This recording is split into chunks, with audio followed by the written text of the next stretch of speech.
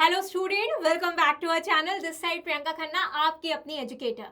बच्चों, जैसा कि आपकी लगातार काउंसलिंग से रिलेटेड इतनी जो क्वेरीज आ रही है, आज हम आपके लिए फिर से ऐसी क्वेरीज को रिजॉल्व करने के लिए वीडियो लेके आए हैं, जहाँ पे हमारे स्टूडेंट्स को रजिस्ट्रेशन के बारे में पता चलेगा। जो आपके पास ऑलरेडी हमने जो शेड्यूल शेयर कर दिया है कि शेड्यूल आ चुका है आयुष काउंसलिंग का, सो उसी का ऑल इंडिया कोटा का 15% आयुष काउंसलिंग में जो आपका रजिस्ट्रेशन हो गया, आपका पेमेंट हो गया, आपका चॉइस फिलिंग, प्रोविजनल अलॉटमेंट, इन सारों के बारे में आज हम बात करने वाले हैं। ठीक है, क्या जरूरत पड़ेगी आपको उसके लिए, ये सारी चीजें आज हम पढ़ेंगे। लेकिन उससे पहले अगर आप चैनल में नए हैं तो इस तरीके की नोटिफिकेशन के लिए, इंपॉर्टेंट वीडियो के लिए हमारे चैनल को लाइक, शेयर एंड सब्सक्राइब जरूर कर दीजिए।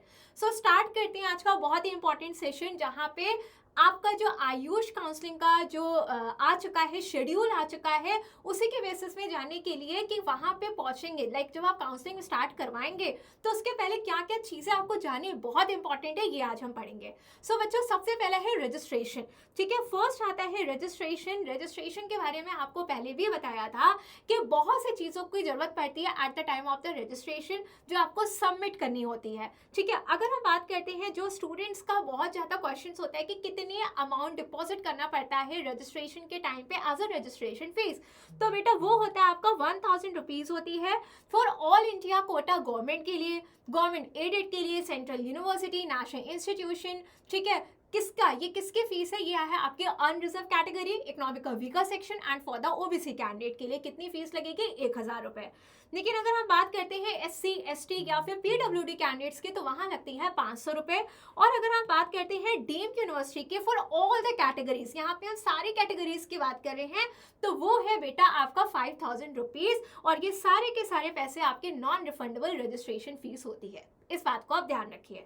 सो आई रिपीट इट अगेन कि 1000 रुपीज है आपकी किसके लिए? Unreserve category, economical weaker section and for the OBC candidate. ठीक है, ये रजिस्ट्रेशन फीस है जो कि आपकी नॉन रिफंडेबल है। और 500 रुपए है आपके एससी, एसटी और पीडब्ल्यूडी कैंडिडेट्स के, और 5000 है आपके डीम्ड यूनिवर्सिटी के फॉर ऑल द कैटेगरीज। ठीक है, ये नॉन रिफंडेबल है। नेक्स्ट अगर हम बात करते हैं कि eight the time of registration आपको कुछ बातों का बहुत ध्यान रखना है, जैसे कि अपनी कैटेगरी सर्टिफिकेट का, जिस कैटेगरी से आप बिलोंग करते हो उसका एक वैलिड कैटेगरी सर्टिफिकेशन अपलोड करना होता है, जिसका आपको ध्यान रखना है। ठीक है, नेक्स्ट अगर हम बात करते हैं दूसरी फीस जो की होती है रिफंडेबल, तो पहली है नॉन रिफंडेबल और दूसरी है आपकी रिफंडेबल।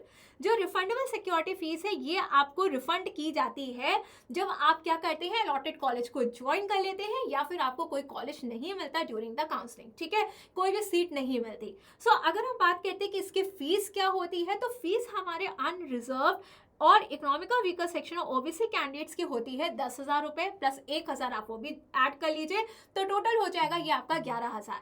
लेकिन अगर हम एससी, एसटी और पीडब्ल्यूडी कैंडिडेट्स की बात करें तो बच्चों ये होती है 10,000 प्लस 500 रुपए, और ये होता है आपका 10,500। वहां पे 1000 ऊपर ऐड किया था, यहाँ पे 500 है, और टोटल हो गया 10,500 रुपीज। लेकिन अगर हम डीम्ड यूनिवर्सिटी की बात करते हैं तो ये है आपका 50,000 रुपीज। अब देखिए इसमें एडिशन क्या करते हैं। सो कोई भी कैंडिडेट अगर डीम्ड यूनिवर्सिटी को अगर ऑप्ट करता है तो उसको 50,000 ही नहीं बल्कि 55,000 देना पड़ेगा, जिसमें से 50,000 आपका रिफंडेबल जो कि सिक्योरिटी फीस है, और जो 5,000 है वो आपका नॉन रिफंडेबल है रजिस्ट्रेशन फीस। ठीक है, तो दो फीस लगी ना, एक रजिस्ट्रेशन और एक जो आपकी जो सिक्योरिटी फीस है। तो सिक्योरिटी फीस आपको वापस हो जाएगी और जो आपकी रजिस्ट्रेशन फीस है वो नॉन रिफंडेबल होगी। ठीक है, सो अगर आपका क्या है, any OBC candidate opting for किसके लिए? All India quota government only will have to pay an amount of 11,000 at the time of registration. ठीक है, दैट इज 1000 जो कि आपकी नॉन रिफंडेबल है रजिस्ट्रेशन फीस, और 10,000 क्या है आपका रिफंडेबल सिक्योरिटी फीस है। तो ये बात आपको क्लियर समझ में आ गई होगी, I hope. Clear student?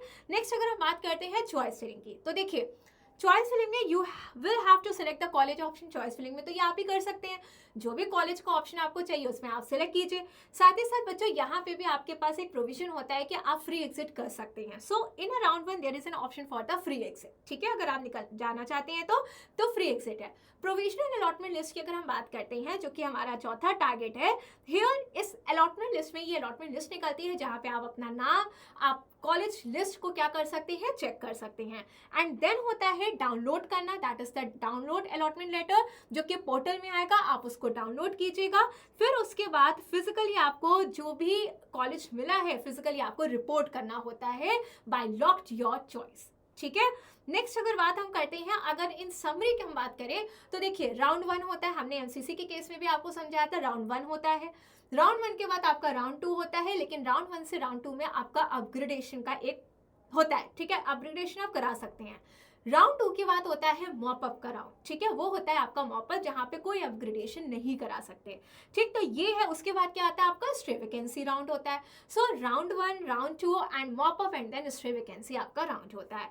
Next अगर हम बात करते हैं, जो कि बहुत इंपॉर्टेंट पॉइंट्स है कि ऑथराइज डॉक्यूमेंट अगर हम बात करते हैं बच्चों, तो authorise document need if there come some special eligibility.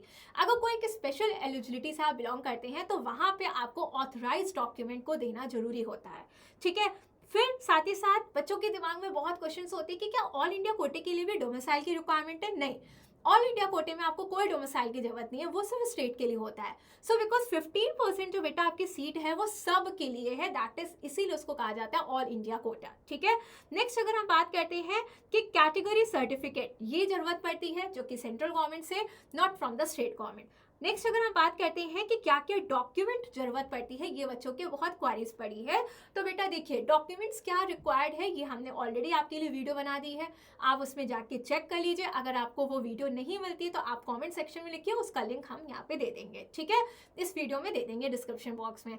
सो ये सारी चीज़ों के बारे में हमने आपको बता दिया, जिसके बारे में ऑलरेडी बताया हुआ है वो भी हमने बता दिया। सो आप जाके पुरानी वीडियो से चेक कर सकते हैं, ठीक है। सो जो भी चीज़ें आपको ज़रूरत पड़ती है, डॉक्यूमेंट्स की ज़रूरत पड़ती है आपको रिपोर्टिंग करते वक्त, तो उसके डॉक्यूमेंट की वीडियो ऑलरेडी बनाई हुई है, ठीक। तो बच्चों इसी तरीके की क्वारीज के लिए, इसी तरीके के काउंसलिंग सेशंस के लिए आप हमारे साथ लगातार हमारे चैनल पे बने रहिए। और अगर आपने लाइक शेयर सब्सक्राइब नहीं किया चैनल को तो प्लीज़ कर दीजिए।